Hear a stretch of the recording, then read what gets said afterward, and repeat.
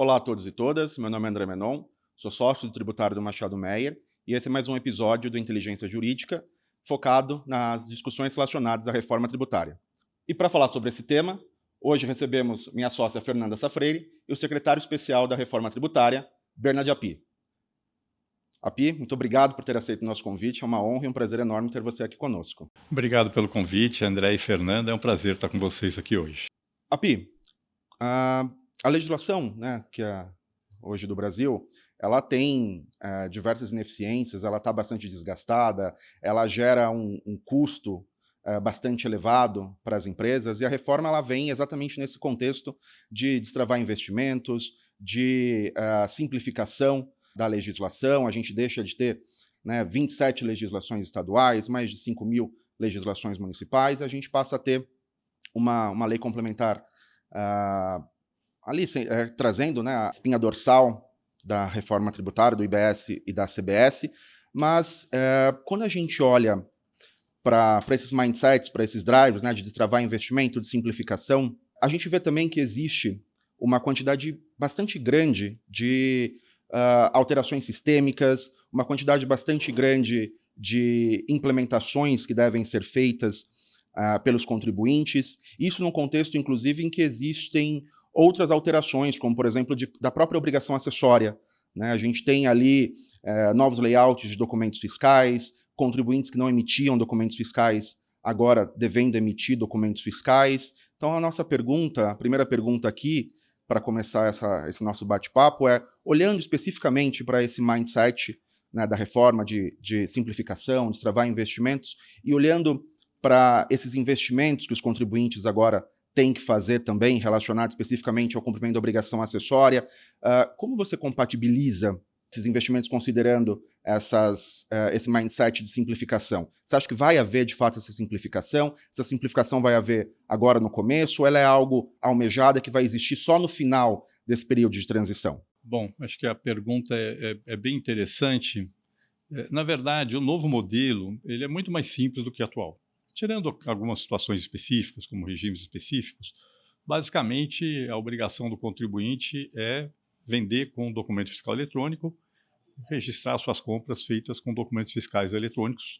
Todos os contribuintes vão ter que emitir documentos fiscais eletrônicos, alguns que não emitem hoje, a grande maioria emite, vão ter que emitir também. E essa é a base da reforma tributária.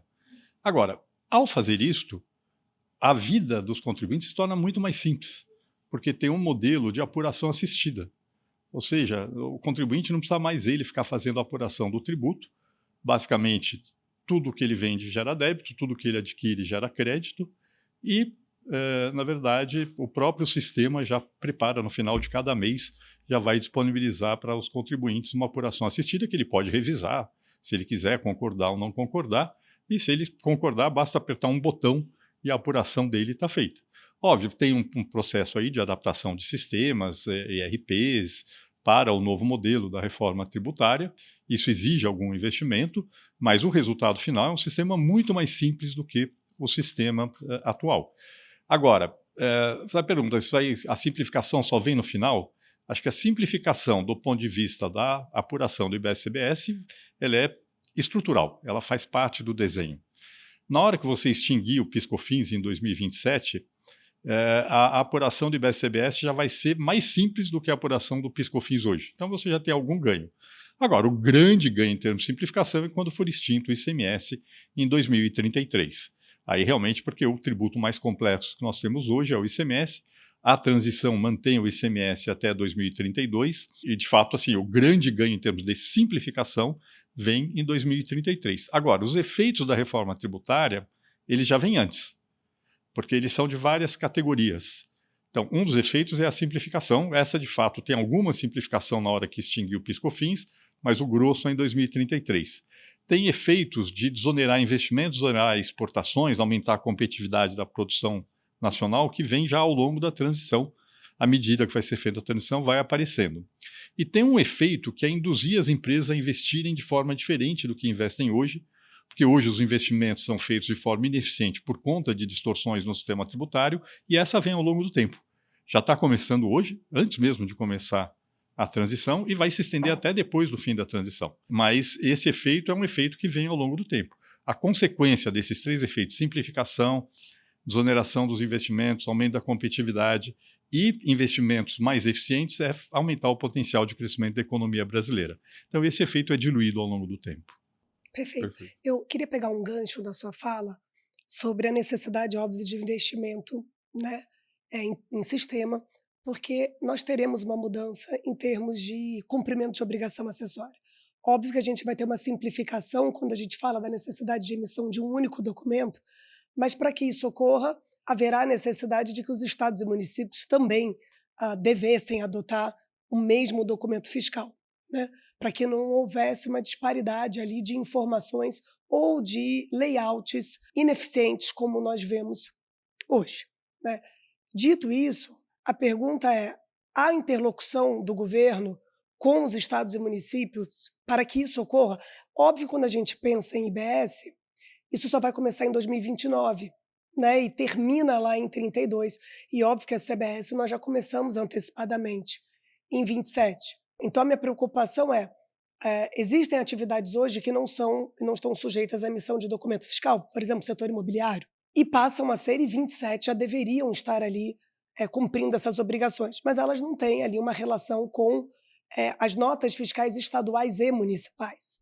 Em algum momento, o senhor acha que vai ter uma junção de todas essas informações para que essa simplificação seja mais clara e objetiva, talvez em 2033? Bom, vamos por partes. Primeiro, para quem já emite documento fiscal hoje, a opção for, sobretudo em operações com mercadorias sujeitas ao ICMS, a opção foi por manter os documentos fiscais atuais, fazendo alguns ajustes de layout para incluir as informações necessárias para a apuração do IBS e da CBS, até porque você vai ter que continuar apurando o ICMS até 2032. É possível que em 2033 tenha um Big Bang e aí, quando for extinto o ICMS-SS, se adota um documento muito mais simples, unificado para todas as operações. Para aqueles que não emitem documentos hoje, e aí tem algumas situações. Então, existem, por exemplo, alguns municípios que não têm documento fiscal eletrônico. Aí aqueles contribuintes que estão no município, prestadores de serviços, vão ser obrigados a emitir documentos fiscais eletrônicos, mas a tendência é que o grosso desses municípios, inclusive, pelo que eu fui informado, vários municípios que hoje já têm seus documentos fiscais próprios, adotem a nota fiscal de serviços eletrônicos de padrão nacional. Isso já vai acontecer, eu acho que naturalmente nesse meio tempo. Os municípios que quiserem manter o seu documento fiscal para os estabelecimentos do próprio município, eles vão ter que adaptar os seus documentos fiscais ao layout resultante da reforma tributária, de forma a incluir as informações necessárias para a apuração do IBS e da CBS. Mas aí os contribuintes já estão acostumados a emitir os documentos fiscais e vão seguir emitindo com algumas informações a mais. Agora, quem não emite, alguns setores, então você deu o exemplo do setor imobiliário, próprio setor financeiro, na verdade está sendo desenvolvido um documento padrão de apuração para os documentos a serem emitidos por esses setores. E isso já está sendo feito. Obviamente, acho pouco provável, não vai se exigir que em 1º de janeiro de 2026, quando se inicie o período de teste, as empresas que não emitem hoje tenham que emitir esses documentos. Vai se dar um prazo hábil depois que estiver o processo de definição de como vai ser a emissão desses documentos estiver definido, vai se dar um prazo razoável para que as empresas se adequem aos novos documentos fiscais naqueles setores que não têm documentos fiscais hoje. Mas, assim, é um processo que acho que está sendo feito de forma bastante equilibrada e certamente não vai ter nenhuma surpresa, nem nenhuma exigência impossível de ser cumprida pelas empresas. O ponto que você falou foi muito interessante, porque uma das perguntas que eu tinha é se haveria plano do governo de modular ou escalonar essa implementação no que se refere ao cumprimento de obrigação acessória. Porque quando a gente pensa, por exemplo, na nota fiscal eletrônica dos estados, houve um escalonamento, né? Quando a gente imagina lá nos idos, acho que começou em 2003, né? Você foi por setores, né? Você pegava lá os quinais das empresas e o grupo de atividades começava a entrar em operação de uma forma mais escalonada. E aqui a gente vai ter um curto prazo, se nós pensarmos Óbvio, se a gente pensar em 2033, talvez não, né, mas para a CBS a gente teria um prazo menor dessas obrigações a serem cumpridas, né. Eu acho que a preocupação era se haveria algum tipo de modulação ou, hã, um período de transição ali para que as empresas pudessem, de fato, se adaptar e não corresse ali o risco de descumprir obrigações acessórias, né. Não, com certeza vai ter um escalonamento. eh, eu volto a repetir o que eu falei. Não é a minha secretaria que Claro. cuida disso. Quem cuida dessa área é a Receita Federal e o Comitê Gestor. Mas eu tive conversando com a área operacional, tanto do Comitê Gestor quanto da Secretaria da Receita, e eles foram muito claros, falaram: olha, não vamos exigir nada que não dê um tempo das empresas se adequarem. Agora, idealmente, o sistema de emissão de documentos fiscais deve estar funcionando em 1º de janeiro de 2027. Então, e 2026 é um ano de teste, é um ano de adequação para que todas as empresas, todos os setores se adequem ao novo modelo.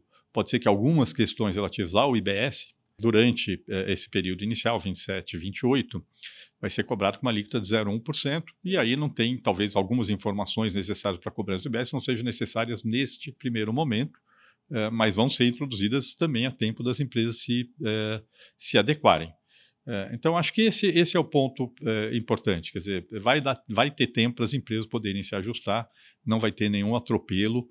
Às vezes tem pessoas preocupadas que não, vai parar tudo em 1º de janeiro de 2026, não vai parar, pode deixar, não vai ser exigido nada que não seja passível de ser cumprido pelas empresas. Isso acho que eu queria deixar muito claro. E mais, 2026 é um ano de teste. A ideia é não cobrar IBS e CBS em 2026. A ideia é exigir obrigação acessória. Que obrigação acessória? Sim, quem tiver tido tempo de se adequar vai ser exigido, por exemplo, discriminação de IBS e CBS no documento fiscal. Quem não deu tempo vai ser exigido, sei lá, entra lá no sistema e registra, eu existo, entendeu? Alguma coisa assim para até ter tempo de se adequar ao novo sistema. Isso vai ser feito com muito bom senso. Perfeito. O que a gente tem sentido aqui com relação aos nossos clientes é uma confiança com relação à reforma, é uma confiança de como o governo está tratando a reforma, mas é um cenário totalmente novo, né? E o novo ele traz ali algum grau de preocupação, em especial quando a gente, por vezes, interpreta ali algumas mensagens distoantes, como, por exemplo, quando a gente conversa com o ENCAT, a gente tem a indicação de que os municípios não precisam adotar o padrão da nota fiscal unificada. Tem, inclusive, na própria Lei Complementar 214, a indicação de que os municípios ali, caso eles não adotem essa regra de padrão unificado, essa nota de padrão unificado, eles precisam garantir ali minimamente que haja o upload dessa informação.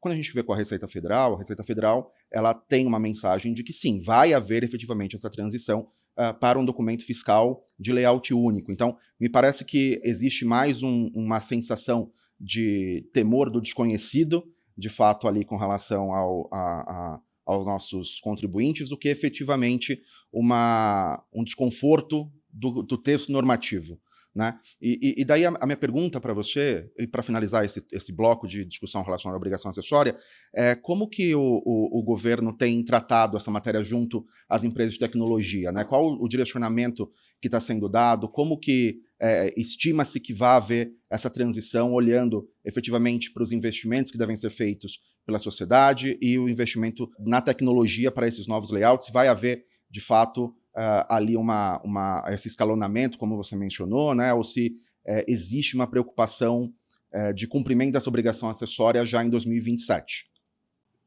Primeiro, a questão de documento fiscal, de fato, os municípios têm autonomia para poder fazer o documento fiscal no seu padrão, os que já têm, basicamente, eles podem optar por manter, fazendo ajustes para que tenha as informações necessárias para a apuração do IBS e CBS. Eu recebi a informação de que a grande maioria dos municípios, mesmo aqueles que já têm documentos fiscais, uma boa parte deles, acho que a maioria deles, vai migrar para o padrão nacionalmente uniforme, como uma definição, cada município tem a sua autonomia. Aqueles que não têm, obviamente, a tendência a adotar o padrão nacionalmente uniforme. Então, acho que não tem... no fundo, vai ter opção para todo mundo para poder emitir o documento fiscal quando for necessário. Como eu falei, 2026 é um ano de transição. É bem provável que tenha um escalonamento ao longo de 2026, mas o ideal é que 2027 já esteja sendo cumprido as obrigações acessórias necessárias para a apuração, pelo menos da CBS, tá certo? Porque o IBS na alíquota de 0,1%.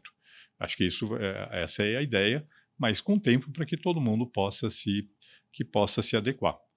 Eu acho que tem aí um processo de construção conjunta, é um aprendizado, sim, mas no geral acho que está funcionando. Acho que tem tido interlocução, e eu acho que está avançando esse trabalho conjunto entre a União e os estados e municípios, através do que vai ser o comitê gestor, né? O comitê gestor ainda não está implantado, mas do pré-comitê gestor que já está trabalhando. Perfeito. Nossa, você pegou um ponto que era exatamente do próximo bloco, né?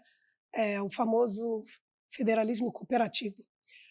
Quando a gente pensa na reforma, eu não tenho dúvida que a gente tem uma mudança, né, de paradigma, principalmente porque a gente tem uma ampliação, né, do escopo de incidência, se nós pensarmos em tributos sobre consumo, né, diversas atividades que não eram ali alcançadas por tributos estaduais e municipais, e nós temos uma mudança também de paradigma em relação ao local de recolhimento, né, que vira destino. Entretanto, quando a gente olha a própria lei complementar, esse destino ele depende da natureza jurídica da atividade que está sendo executada, né? Se nós estivermos falando, por exemplo, de uma atividade sobre um bem imóvel, vai ser no município do bem imóvel, não necessariamente no município do tomador daquele serviço, que pode ser uma pessoa jurídica, né? Uma incorporadora, por exemplo, que não está aqui localizada, né, naquele empreendimento ali, mas está localizada em outro lugar. E existe, eu acho que uma preocupação, talvez muito pelo que o André falou, do desconhecido, de que possa haver uma eventual disputa entre os municípios e até os estados sobre determinadas atividades e sobre a natureza jurídica de determinadas atividades. É claro que talvez isso não ocorra se nós tivermos uma regulamentação muito próxima de IBS e CBS, que é o que se espera, né, quando nós olhamos a lei complementar, partindo do princípio que a lei complementar ela é única, né, não deveria ali ter diferenças de interpretação, mas eu acho que, talvez porque a gente não tem ainda a aprovação do PLP 108, essa expectativa ou esse entendimento sobre essa prática, eventualmente, não está tão clara. E aí vai a minha pergunta: com a ampliação do escopo tributável e a vinculação da arrecadação ao destino, como o senhor enxerga o desafio de garantir segurança jurídica e coerência interpretativa em um ambiente de múltiplos entes federativos podendo disputar a arrecadação? Nós estamos prontos para um federalismo cooperativo de fato? Eu acho que o federalismo cooperativo é uma construção. Eu acho que a gente começou bem. Por exemplo, os textos do projeto de lei complementar 68 e do projeto de lei complementar 108 foram elaborados conjuntamente pela União, Estados e Municípios. A gente montou um programa, chamado Programa de Assessoramento Técnico da Reforma e Tributação do Consumo.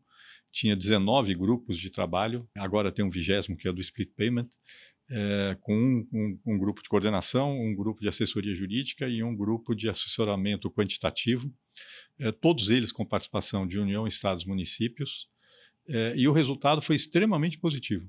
Extremamente positivo, não foi só positivo. Eu posso garantir, eu sei porque eu estava coordenando esse trabalho, que tinha mais de 300 técnicos das 3 esferas da federação trabalhando na elaboração de 2 projetos de lei.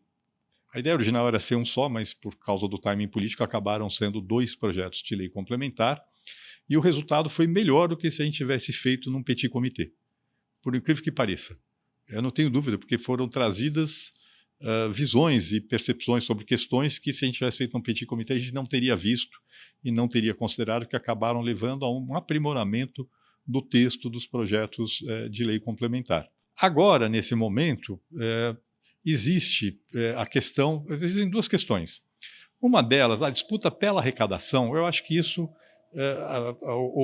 tem uma preocupação muito grande, uma definição muito clara do que é destino, para que não haja dúvida sobre qual é o ente ao qual pertence a arrecadação.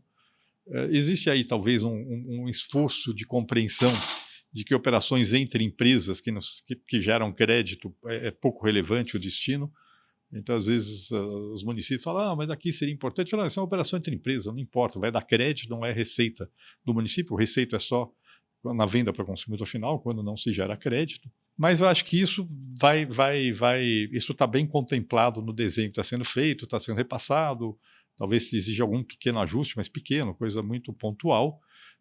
E eu acho que, desse ponto de vista, eu não espero que haja grandes problemas.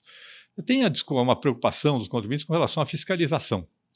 Mas o projeto 108, que agora está sendo, inclusive, aperfeiçoado na discussão com o Senado, a ideia é que deixe muito claro como vai ser esse processo de fiscalização para dar segurança para os contribuintes que não vai ter N entes federativos fiscalizando o mesmo fato gerador, a mesma ocorrência, e que isso vai ser feito de uma forma coordenada. E isso está sendo, a ideia é que o projeto de lei complementar 108 deixe isso de forma muito clara para os contribuintes, dando segurança que não vai ter uma multiplicidade de fiscalizações sobre o mesmo fato. Esse é um ponto importante, Api, porque quando a gente olha para o PLP 108, tem ali o artigo 54, que fala especificamente de quem seria competente para ficar ali com o fruto da arrecadação relacionada às penalidades no caso de uma autuação fiscal.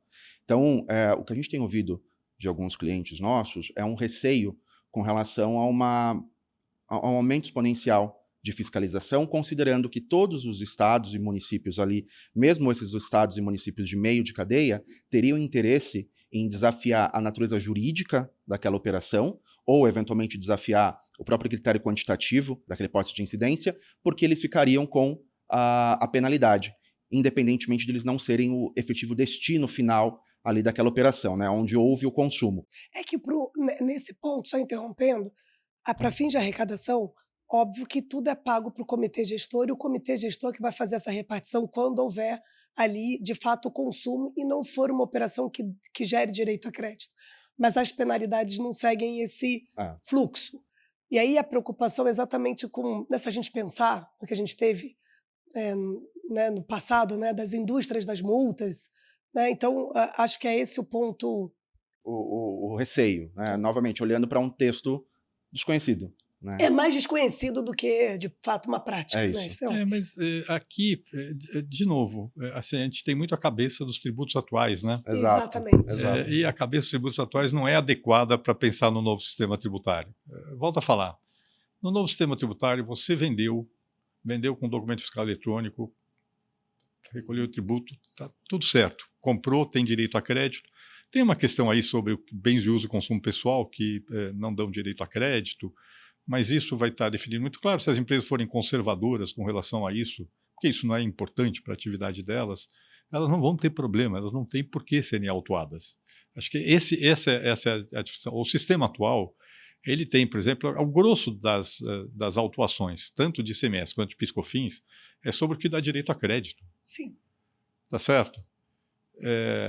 No caso do ISS, tem casos de dupla incidência. O município de origem e o município de destino querem cobrar o mesmo tributo. Isso gera litígio. Não tem mais isso no novo sistema.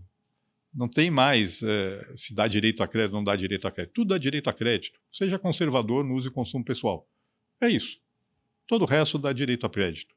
Então, acho que as empresas têm que entender isso, que existe um pouco essa visão, essa cabeça do sistema tributário atual que não se aplica ao novo sistema tributário. Acho que esse que é o ponto. Se você não é fraudador, não vai ter autuação. Ponto. Tá certo? E o modelo é feito, inclusive, para fechar espaço de fraude. Por exemplo, o modelo de split payment é feito para fechar, junto com o crédito vinculado ao recolhimento, fecha uma fraude muito comum hoje, que é a nota fria. Tá certo? Não tem mais nota fria dentro do novo modelo. E é fraude, pessoal. Nota fria é fraude, não é... Claro. Assim, se você não é fraudador, assim, a chance de ter autuação é muito pequena. Eu vou vender sem nota, vou vender com preço abaixo do valor, eu vou botar na nota um preço menor do que eu dou operação. Óbvio, isso vai ser autuado e, bom, vai ter que ser autuado mesmo, vai ter um monte de gente fiscalizando, mas mesmo nesse caso, se houver a fiscalização, não vai ter N fiscalizações para a mesma operação. Vai ser delimitado quem pode participar da fiscalização. O processo de fiscalização, se envolver vários entes, eles vão ter que atuar de forma conjunta e coordenada num único processo de fiscalização. Portanto, acho que isso ajuda muito o novo desenho. Agora, bom, se você quer vender sem nota, quer vender, aí vai ser autuado mesmo, tem que ser autuado.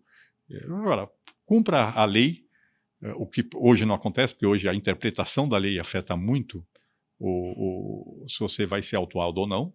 Tá certo? Tem estados que não aceitam crédito que vêm de outros estados. Não existe mais nesse novo modelo. Tá certo? Cumpra a lei que você não vai ter problemas com a fiscalização.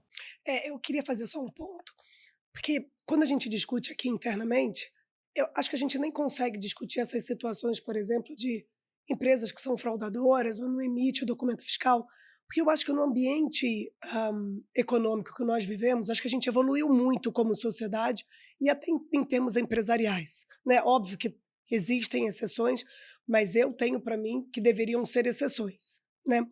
Mas a preocupação é mais porque determinadas atividades, a depender da interpretação da natureza jurídica sobre aquele evento, o IBS, no caso o IBS, né, porque a CBS ele é âmbito nacional, isso não vai fazer a menor diferença, ele pode ter uma tributação diferenciada em relação ao destino e até para a CBS em relação à natureza jurídica da atividade. E o critério Né? quantitativo também, né? Eu vou Redução dar de alíquota. exatamente, eu vou dar um exemplo muito simples. Quando a gente olha a legislação para prestação de serviço de manutenção, por exemplo, o IBS e CBS é no local da manutenção do equipamento ali, né, que está se tem que haver um deslocamento para aquele ponto de exercício da atividade. Mas você pode ter uma situação onde o técnico vai, a manutenção é ali, mas ele precisa retirar sei lá, um motor para levar para o seu estabelecimento para fazer a retificação, por exemplo. Nessa situação, o IBS é no local da prestação.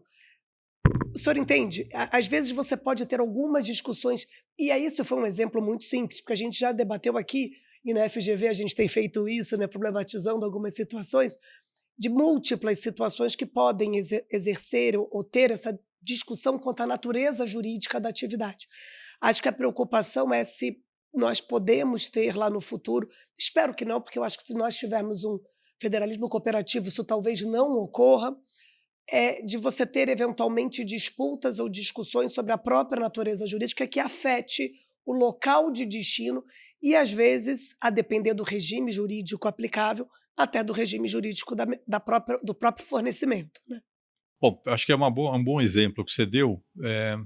Essas questões certamente vão ter que estar contempladas no regulamento. Perfeito. Com certeza vão ter que estar contempladas no regulamento, sobretudo no caso do IBS, como no início ele vai estar com uma alíquota unificada nacionalmente, muito provavelmente a distribuição no início talvez seja com critérios macro e não documento a documento fiscal, a própria lei já permite isso, vai dar tempo para que todas essas situações sejam esclarecidas e certamente esse é o objetivo do regulamento, tá certo? O regulamento vai ter que definir com clareza como tratar essas situações que você colocou. De fato, a lei fala que é no local onde vai ser feita o serviço sobre o bem material, mas eu iniciei num lugar, terminei em outro. Ok, então define lá no regulamento qual vai ser o critério numa situação como essa e a empresa segue.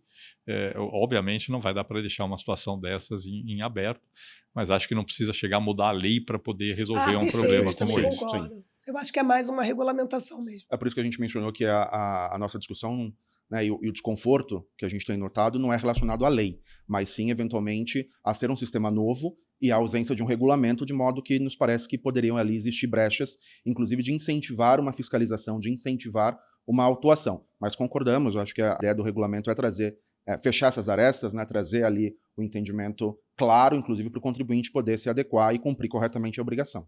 Então, esse é um ponto importante, quer dizer, 2026 é um ano de teste não só do ponto de vista operacional, mas acho que é um ano de teste do ponto de vista da interpretação da legislação. Sim.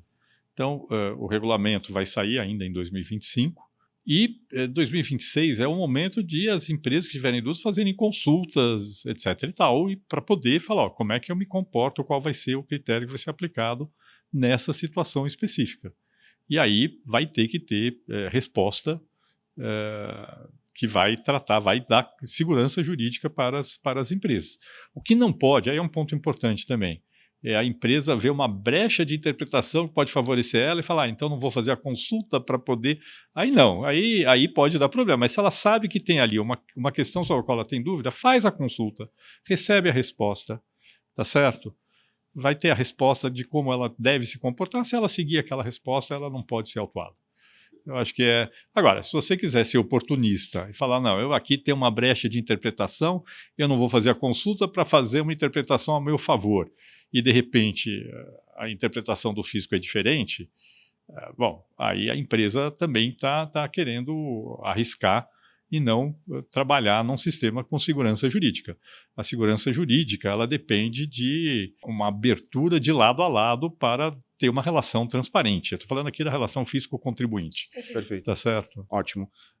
Api, outro ponto que a gente gostaria de discutir um pouquinho é, olhando para o mindset da reforma tributária, como eu mencionei aqui no início da nossa gravação, é uma simplificação, é uma neutralidade, né, de arrecadação, mas nos parece inegável que vai existir ali uma equalização para que haja essa neutralização. O que é essa equalização? Alguns setores podem pagar, ter um custo tributário maior, em detrimento de outros setores que podem ter um custo tributário menor. Então a gente tem, quando a gente olha para a Lei Complementar 214, a gente tem um aumento da hipótese de incidência, então são todas as operações onerosas, né? E a gente também tem um correspondente aumento da base de crédito, como você mesmo mencionou ali, essa não cumulatividade plena, ressalvada as questões, as despesas de uso e consumo pessoal. Mas quando a gente olha, por exemplo, para setores como o setor de prestação de serviços, a gente vê que vai efetivamente, né, ter uma ampliação dessa hipótese, eventualmente um aumento da carga tributária, considerando a alíquota de referência ou até mesmo aplicando as reduções de alíquota sobre essa alíquota de referência. Só que essa contrapartida com relação a essa base de crédito, né, ela passa a ser muito menor, o que faz com que, por vezes, esses prestadores de serviço tenham ali um acréscimo de carga tributária. O que a gente tem visto ali um receio dos nossos clientes, dos contribuintes com quem a gente tem conversado, é uma dúvida com relação à pejotização.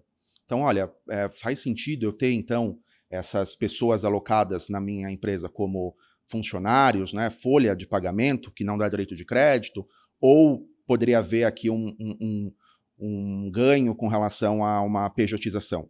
O Supremo Tribunal Federal, inclusive, está analisando a questão da pejotização no tema 1389 agora. Então, a minha pergunta, basicamente, é, olhando para esse cenário da reforma tributária, que por vezes pode ali ter um diferencial, ter um incentivo a uma eventual pejotização, olhando para a decisão do Supremo Tribunal Federal, se vier favorável, né, se tiver ali um viés declarando a constitucionalidade, a legalidade de uma pejotização, como você vê a interface com relação à contribuição previdenciária? Porque, em específico, quando eu olho para a emenda constitucional 132, eu tinha uma previsão ali de que em 90 dias seria apresentado um projeto, né, para a tributação da folha, para a redução da tributação da folha. Isso não foi apresentado também. Então, se eu tiver uma pejotização, eu posso ter uma redução das contribuições previdenciárias. Então, como que você vê a interface aqui, considerando reforma e recolhimento das contribuições previdenciárias? Acho que tem duas perguntas aqui que você fez. A primeira é sobre o impacto setorial da reforma tributária sobre o setor de serviços, principalmente. Tem duas categorias de serviço. Tem serviço que está no meio da cadeia e tem serviço que é para consumidor final. Serviços de meio da cadeia vão dar crédito integral. Então, no fundo, eles não vão ser prejudicados. Ao contrário, vão ser beneficiados. Hoje você paga ISS e não dá crédito para o tomador do serviço. Tá certo? Na grande maioria dos casos, você paga PIS/COFINS e não dá crédito para o tomador do serviço. Serviço prestado para consumidor final, os mais importantes já estão com alíquotas reduzidas. Então, educação, saúde já estão com alíquotas reduzidas que, na verdade, basicamente mantêm a carga tributária atual com a recuperação de crédito, né? Lógico que se você considerar só a incidência, talvez pareça que aumenta. Quando você considera a recuperação de crédito, eles basicamente mantêm a carga tributária atual. Agora, sua preocupação com relação à pejotização, o modelo tributário ideal é um modelo neutro, em que a tributação é basicamente a mesma para todo mundo. Esse é o ideal, esse é o mundo ideal. O sistema tributário ideal é aquele em que situações equivalentes são tributadas de forma equivalente. Do ponto de vista estrito de IBS-CBS, eu não vejo incentivo para a pejotização. Não consigo ver isso. Quer dizer, se você, por exemplo, terceirizar para uma empresa que está no lucro presumido, a empresa do lucro presumido ela tem que pagar as contribuições sob folha. Se eu tenho o meu empregado, ou tenho um empregado na empresa do lucro presumido, ele tem que pagar as contribuições sob folha da mesma forma. O modelo atual já incentiva, de certa forma, a pejotização. Em muitos casos, sei lá, ser sócio da empresa custa mais barato do que ser empregado da mesma empresa. Isso já existe hoje. Isso já existe hoje, tá certo? E é uma distorção. É algo que não deveria existir, é um tema que vai ter que ser discutido em algum momento no futuro. Acho que, como eu falei, o ideal é um modelo que seja neutro. A tributação é a mesma, independentemente da forma como eu estou prestando. Agora, eu não acho que a reforma tributária amplifica esse processo. Acho que é uma questão que está colocada hoje no Brasil, mas eu não acho que a reforma tributária em si ela leva a um aumento do estímulo à pejotização. Tá certo? Isso acho que realmente não acontece. Agora, é um tema, sim, que a gente deveria colocar como um tema, como eu falei, as situações equivalentes deveriam ser tributadas de forma equivalente em todas as esferas da tributação. Na tributação indireta, na tributação da renda, na tributação da folha, esse seria o mundo ideal. Não é o que nós temos hoje. Nós temos um sistema cheio de distorções, mas assim como nós temos hoje um sistema cheio de distorções na tributação indireta, a gente está migrando para um sistema muito mais neutro na tributação dos tributos indiretos. Acho que tem um desafio aí, acho que não é para esse governo, não, acho que é para os próximos governos, de avançar no mesmo sentido de ter uma tributação mais neutra do ponto de vista das demais categorias de tributos. O idealmente, é o que eu falei, para quem paga pouco, paga mais, para quem paga muito, paga menos, de forma a você ter uma situação mais equilibrada. Acho que não é para agora esse tema, mas é um tema que está colocado, sim, para a agenda tributária dos próximos anos. Bom, eu posso passar para o próximo bloco? Claro. Queria falar um pouquinho sobre benefícios fiscais, né? A reforma tributária, ela tem ali uma função de simplificação, mas mais do que isso, né?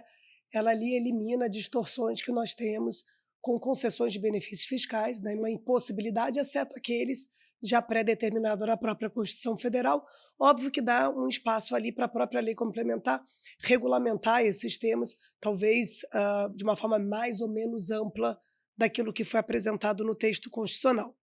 Entretanto, como o senhor bem sabe, historicamente o Brasil, ele, assim como outros países, né, porque isso não é algo relacionado só ao Brasil, né, sempre utilizou incentivos fiscais como instrumento de atração de investimento, né, e desenvolvimento tecnológico. Eu não estou falando aqui só de guerra fiscal, né, eu estou falando de fazer políticas públicas por meio de redução de carga tributária. Né? Se a gente quer o desenvolvimento, por exemplo, de determinada área, como de infraestrutura, foi ali desenhado, naquela época, se eu não me engano, era o PAC, né?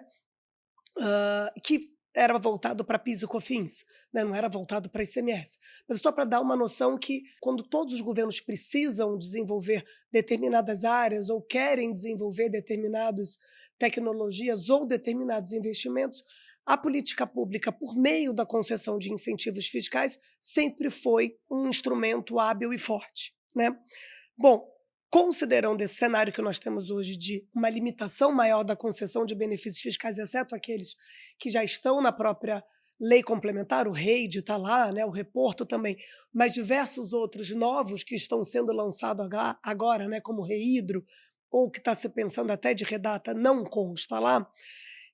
A minha pergunta é, como o senhor enxerga o futuro da política de fomento no novo sistema tributário? O senhor entende que o novo sistema conseguirá garantir a agilidade necessária para aproveitar oportunidades econômicas? Acho que a pergunta é interessante, mas acho que ela tem várias dimensões. Bom, primeiro, incentivos para desenvolvimento regional. Hoje, são basicamente os incentivos da guerra fiscal hoje, mas eu vou dizer um fato aqui. Acho que hoje o grosso dos benefícios da guerra fiscal do ICMS, se não houvesse benefício, as empresas ficariam exatamente onde elas estão. O que acontece hoje é que um Estado dá um benefício para uma empresa que tem vocação, que se não tivesse nenhum benefício iria para o próprio Estado, porque se ele não der o benefício, o vizinho vai dar o benefício e ele vai perder aquela empresa. Então, na verdade, o grosso dos benefícios fiscais do ICMS hoje, eles não têm muito efeito em termos de desenvolvimento regional. Em alguns casos, é uma guerra assim, quase estúpida. Vou dar um exemplo. Tem, às vezes, 2 estados pobres dando benefício para trazer, sei lá, uma engarrafadora de refrigerante. Quando transportar líquido e vidro é muito caro. Então, você não vai colocar a engarrafadora longe do centro consumidor. Então, vai estar num dos dois. Então, os dois perdem receita para atrair uma empresa que iria ficar num dos 2 estados de qualquer jeito. Para dar um exemplo, assim, tá certo? Do que acontece hoje. Então, 2 estados pobres perdem receita com um produto que, honestamente, não faz bem para a saúde e em troca de nada. No fundo, eles não ganham nada, porque estaria instalado, em algum dos 2, estaria instalado aquele estabelecimento. Alguns benefícios distorcem, sim, a organização da atividade econômica, sobretudo na parte de logística, a gente sabe disso, isso a reforma tributária corrige. Agora, a reforma tributária está substituindo esses benefícios pelo Fundo Nacional de Desenvolvimento Regional. No caso dos estados mais pobres do país, inclusive, o que eles vão receber de recurso do Fundo Nacional de Desenvolvimento Regional é mais do que o volume de benefícios que eles concedem hoje. E ele não vai usar o benefício para roubar uma empresa do estado vizinho, ele vai usar o benefício para explorar a sua vocação. Então, o efeito do ponto de vista do desenvolvimento regional tende a ser muito mais positivo do que o efeito dos benefícios fiscais hoje, do ponto de vista. Ele pode investir em infraestrutura, ele pode investir em inovação, etc. e tal. Agora, se você está falando de uma política nacional, aqui tem 2 coisas. Acho que a grande maioria dos benefícios que a gente tem hoje, você deu alguns exemplos aí, rede, reporto, até foram mantidos por conta da pressão. Mas, no fundo, esses benefícios existem por conta das falhas do sistema tributário atual. Eles existem porque, se eu não tiver o benefício, eu vou fazer o investimento, vai ter um custo tributário, eu não vou recuperar, eu vou recuperar num prazo muito longo esse custo tributário do meu investimento. No novo sistema tributário, você, primeiro, tem a recuperação imediata do crédito tributário, se eu estou fazendo um investimento greenfield. Eu comprei uma máquina, no mês seguinte eu já posso pedir o ressarcimento do crédito relativo à compra daquela máquina que vai entrar no fast track, não vai nem entrar num prazo mais longo. Então, na verdade, uma boa parte daquilo que você chama de política de desenvolvimento hoje não é política de desenvolvimento, é política compensatória das falhas do sistema tributário atual, que vão se tornar desnecessárias no novo sistema tributário, que inclusive prevê a possibilidade de alíquota zero para bens de capital.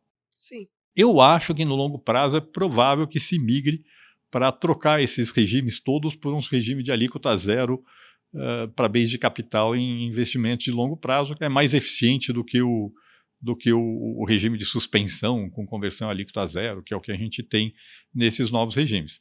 Agora, outras políticas de desenvolvimento, o padrão mundial não é usar o IVA para fazer política de desenvolvimento, não, é usar imposto de renda. Aí o Brasil tem que saber usar, assim, o padrão mundial não é fazer política de desenvolvimento com tributos indiretos, é fazer política de desenvolvimento com tributos diretos.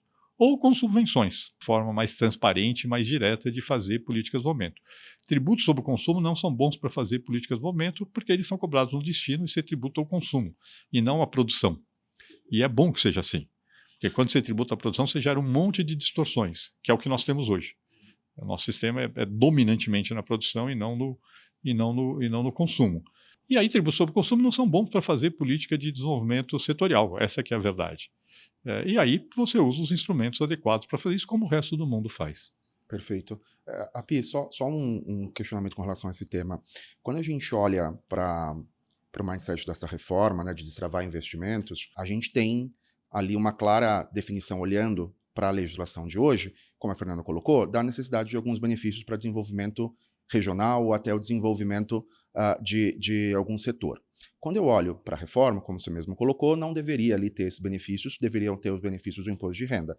Mas a minha pergunta é, olhando para as discussões que existem hoje, olhando especificamente para as alterações legislativas que existiram para dar um benefício fiscal, por exemplo, para um prestador de serviço localizado dentro da ZPE, ou trazer um benefício para uma atividade fim, tá? Isso, a priori, passa a não mais existir na reforma tributária, mas como fica a segurança jurídica, considerando especificamente as empresas que possuem o interesse com relação a esse benefício que foi encampado pelo Congresso Nacional, que foi aprovado via lei ordinária, né? Então não tem ali qualquer interface com relação à Lei Complementar 214. A minha pergunta é, eu concordo que exista, de fato, uma alteração no mindset do benefício, porque agora os impostos, os tributos sobre consumo não devem ter os benefícios, quem deve ter o benefício é o tributo ali do imposto de renda. Mas eu já tenho diversos normativos aprovados, né? Isso não interfere na segurança jurídica que esses contribuintes têm ali quando da aprovação desses normativos? Eu volto a falar o que eu falei agora há pouco. O grosso desses benefícios hoje são benefícios para corrigir distorções do sistema tributário atual. Eles existem porque no sistema tributário atual não tem creditamento pleno, tem um monte de restrições ao crédito. Eles Demora, né? existem porque o prazo para recuperação de crédito é muito longo e muito incerto, o que não existe no novo sistema tributário. Então, assim, para essas empresas, no fundo, você está falando assim, eu te dou um benefício porque o sistema tributário atual é ruim, então eu estou compensando as falhas do sistema tributário atual. No novo sistema tributário, essas falhas não existem. Então eu não preciso compensar. Eu acho assim, eu sei que as empresas, está todo mundo querendo manter o que tem, mas eu volto a falar, eles vão descobrir que o novo sistema tributário funciona muito bem e que o benefício que eles têm hoje não é necessário. Vai falar assim, tudo bem, vai ter um mês de capital de giro, mas assim, nós estamos falando hoje de anos de capital de giro, Com certeza. e agora talvez seja um mês de capital de giro que eu precise em função do fim do benefício. Assim, o tamanho do efeito de não ter o benefício hoje é muito, mas muito maior do que não ter o benefício no novo sistema tributário. Então, acho que o impacto sobre as empresas não é tão grande, não acho que a gente está gerando nenhuma situação de insegurança jurídica, e como eu falei, embora o texto da Lei Complementar 214 tenha mantido alguns desses regimes, rede, reporto, etc. e tal, eu acho que daqui a alguns anos eles vão chegar à conclusão que esses regimes são desnecessários. Perfeito. E o último ponto aqui, para a gente encerrar nosso bate-papo, Api, a reforma tributária é um marco histórico na nossa legislação, né? A gente está mudando todo o sistema normativo tributário e, pela primeira vez, a gente está tendo uma participação ativa da sociedade. Então eu vejo, e eu sempre disse isso para os nossos clientes aqui, eu vejo com muito bons olhos a reforma tributária. Eu acho que ela vai, de fato, trazer ali uma simplificação, uma neutralidade, mas isso passa por um momento de regulamentação bastante importante, né? Então, a minha pergunta qual a sua visão de sucesso da reforma nesses próximos 5, 10 anos, né, até o final dessa transição, e o que o senhor espera ver consolidado ao final desse processo, tanto do ponto de vista institucional, quanto do ponto de vista econômico? Eu acho que essa questão da participação da sociedade é importante. Quer dizer, esse projeto da reforma tributária, ele começou na sociedade civil. É um projeto que começou na sociedade civil, no trabalho feito lá no Centro de Cidadania Fiscal, que foi encampado pelo Congresso Nacional, que nesse governo recebeu o apoio do Executivo. E essa conjunção do interesse da sociedade civil, do Congresso e do Executivo é o que viabilizou a aprovação da reforma tributária. Obviamente o texto que foi aprovado não é o texto ideal do ponto de vista técnico, teve a tramitação política exige concessões que tecnicamente não são ideais, mas perto do que a gente tem hoje é muito, muito melhor do que a gente tem hoje. Eu acho que o sucesso da reforma tributária vai ficar clara por alguns pontos, acho que vão ser um bom indicador do sucesso. O primeiro, acho que as empresas vão ter sim uma enorme simplificação em função do cumprimento das obrigações acessórias, em função da reforma tributária. Como eu falei no início, provavelmente mais para 2033, quando for extinto o ICMS, mas desde já vai ficar claro que o novo sistema vai ser bem mais simples do que o sistema que existe hoje. Acho que a gente vai ter uma economia muito mais eficiente do que tem hoje. Acho que vai ser um bom indicador de sucesso da reforma. É meio complicado a gente conseguir apurar isso, porque provavelmente a reforma tem um impacto positivo sobre o crescimento, só que você não consegue associar diretamente. Assim. De repente você vai ver, a economia da brasileira está crescendo mais. Está crescendo mais por quê? Porque ela está se organizando de forma mais eficiente por conta da reforma. Mas às vezes você não consegue vincular. Mas você olha para a Índia, por exemplo. A Índia tinha um sistema tributário talvez tão ruim quanto o nosso, talvez até pior do que o nosso. Fez uma reforma para um sistema que eu acho que o nosso é até melhor do que o sistema que foi adotado na Índia e está crescendo muito. Eles fizeram lá em 2016, 2017 e o país de lá para cá vem crescendo muito. É um dos países que mais cresce no mundo. Eu acho que isso tende a aparecer no Brasil também. ainda que a gente não consiga associar diretamente ao efeito da reforma. Mas eu acho que um bom indicador vai ser o nível de litígio. Talvez no começo, como a reforma é um tema totalmente novo, talvez tenha até um nível um pouco mais alto de litígio, em função de interpretações da legislação, mas eu acredito que isso tende a estabilizar logo. Então, eu realmente espero que daqui a 10 anos o nível de litígio tributário seja muito, muito menor do que o nível que a gente tem hoje. Eu sei que vocês são advogados tributaristas, mas vocês vão ter outros trabalhos para fazer. Não, espero que vocês não tenham muito trabalho por conta do IBS e da CBS.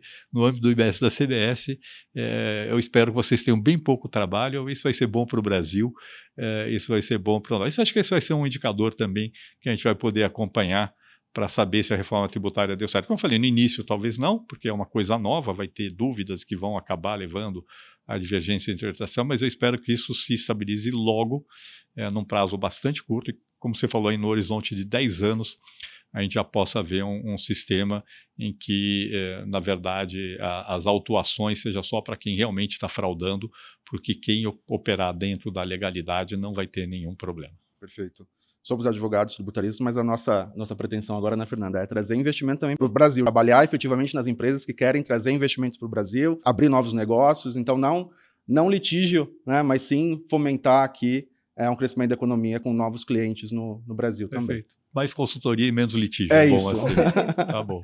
Api, muito obrigado pela entrevista, foi um prazer enorme ter você aqui conosco, queria agradecer a Fernanda também e agradecer aos nossos ouvintes, peço que nos acompanhem nos nossos canais, tanto no Instagram quanto no LinkedIn, e até o próximo episódio. Obrigado.